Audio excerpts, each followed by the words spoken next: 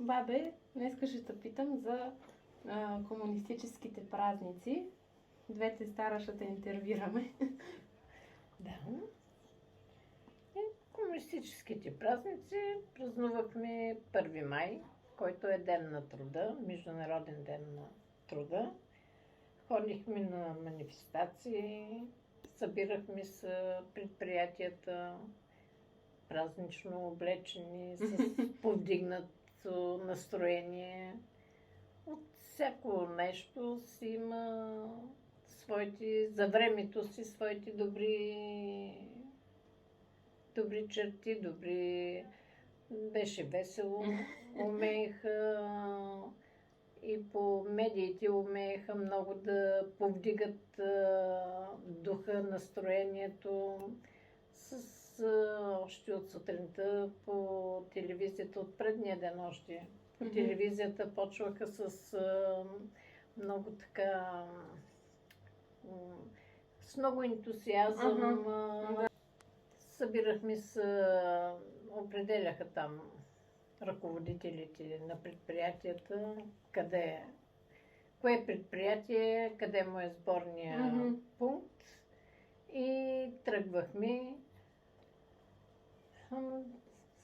Пеехме песни за 1 май, като минаваме точно покрай, беше там, където стояха тези ръководителите на града. И после партиен секретар там на града. И минавахме с маршова стъпка. Маршова стъпка за работници, не като войнишката маршова. И какво е сигурно всяка професия? Това е много... Всяка професия, и там си имаше, нали, като, как се казва, като говорител, където съобщаваше кое предприятие минава, нали, кои са... Нали, минава това предприятие, какви са му постиженията, нали, и ни, като минем покрай трибуната с знаменца. Ми прибирахме се в къщи, минаваше весел, беше ден. Всички бяхме весели. И като малки ми разказваше, че много сте марширували, било е много весело. Това беше в тези... На 9 септември пак беше така... Пак минавахме, нали, по същия начин минавахме, но за 9 септември имаше по-голяма... То не подготовка, понеже беше, ние като бяхме в НПК, което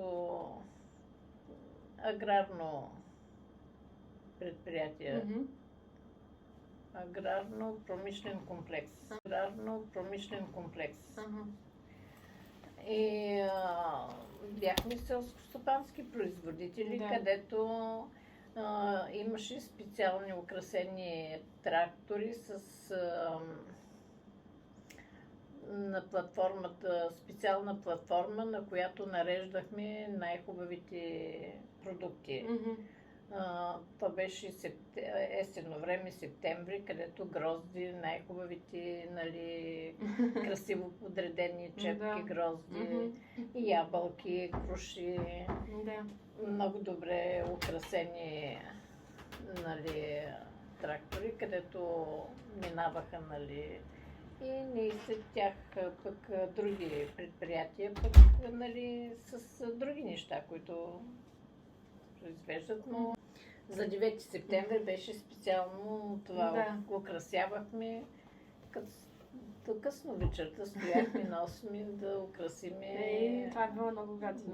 Да украсиме тракторите, избираме продуктите да са най-хубавите, най-качествените, най-хубавите. На 7 ноември. И манифестацията протичаше по същия... Значи общо взето е било сходно такова. Да, сходни, само разликата беше, нали, в това, че на 1 май нямаше такива, нали, продукти, които да се изнасят. То е много рано, нали, за такива селскостопански продукти. И зато и просто минавахме с знамена, с плакати. Имаше се, определяха кои хора да носят разни плакати там, на които съм забравила надписите, но те са от труда, нали, 1 май, ден на труда, да живее труда, от този сорт. А на 9 септември пък бяха, нали, селскостопанската продукция. Другия празник беше 7 ноември, където се празнуваше Октомврийската революция. При него нямаше нещо. При него си беше просто обикновена манифестация, която всички манифестации бяха желателни и задължителни. И минавахме, нали, пак по същия начин, но с много... Това беше разликата от сегашните много празници и тогавашните, че тогава бяха просто, нали, някакси по-определящи празника. Нали, чувстваше се някаква разлика от единия празник, нали, за другия, за третия. Дори манифестацията тогава, на много хора не им харесваше, но във всяко нещо си има нещо добро, нещо положително. Всички бяхме, нали, весели, всички бяхме с приповдигнато празнично настроение. Беше по-различно и плюс това, нали, то не е всеки месец да има празник или всеки ден, че да ти омръзнят манифестации. Те бяха три празника, в които се манифестираше, защото на 24 май пак беше празник, но той е повече за учениците и маршировката я правиха манифестациите и ги правиха учениците, а ние просто ходихме да ги гледаме. Работниците не сме манифестирали на 24-ти, а като бях в техникума в Пазарджик, там пак беше между учениците. Имахме ден на съветската песен, или беше съветския марш, където имаше страшна подготовка тогава, но тогава вече хем пеехме, хем марширувахме като войници. Не както след и работническите, където просто минаваш и поздравяваш нали, тези партийните членове. А като ученици ставаше страшна тренировка и маршировка. И това беше състезание между всички средни училища в града. Всяко училище се подготвяше с песни, учителя по физкултура, с свирката, марширувахме като войници. Техникума не беше голям, двор голям, набивахме крак. И след това нали, на центъра на града се провеждаше тая маршировка. И имаше жури, което оценяваше кое училище е на първо место. Там вече имаше класация и борбата беше кое училище ще вземе, нали, първото место, кое училище ще се представи най-добре. Но и там имаше просто самата емоция, самата тръпка. Си беше празнична. Нищо, нали, че ставаше луда тренировка с пеени и маршируване, но тръпката си беше тръпка вълнуващо. И като цяло на тебе, нали, какви са ти впечатленията, общо взето, нали, от празниците и като цяло от живота през комунизма? За мен специално не беше... Не съм с лоши спомени. Нямам лоши спомени от този период. Беше спокоен живот. Празниците за Нова година, това просто всеки празник си имаше своята специфичност. Да. Не бяха така уеднаквени. Като сега, значи, но много голяма разлика усещаш. Ами да, в празници специално бяха по-малко празници.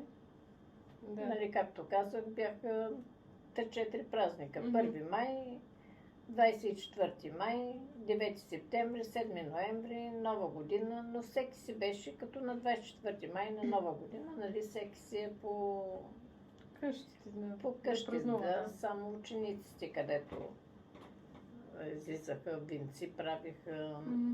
нали, но това си е вече ученически празник, който и сега си правят винци, нали, и го такова, и си ученически празник, Да. където манифестации там минавани по това, всичко Да, си е само то е сега, от учениците, както сега. Да.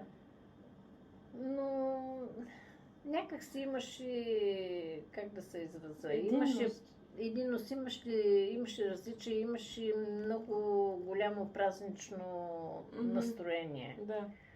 Дни наред, нали, приповдигаха духа, че идва, нали, този празник. Умееха и създаваха, и то някакси дори да ти е някакси да ти е по-безразличен, то като слушаш непрекъснато фанфари, това и ти се повдига и твоя дух. Имаше, да, такава празничност. Докато сега не, че е лошо, всеки строй си има и хубави и лоши страни. Сега има повече празници, но някак си са всичките еднообразни. И няма тази развълнуваност в хората. Няма го това вълнение, Да. че идва този празник. Няма го това настроение, нали, няма го то приповдигнат дух, нали. Мгм. Това е за мен.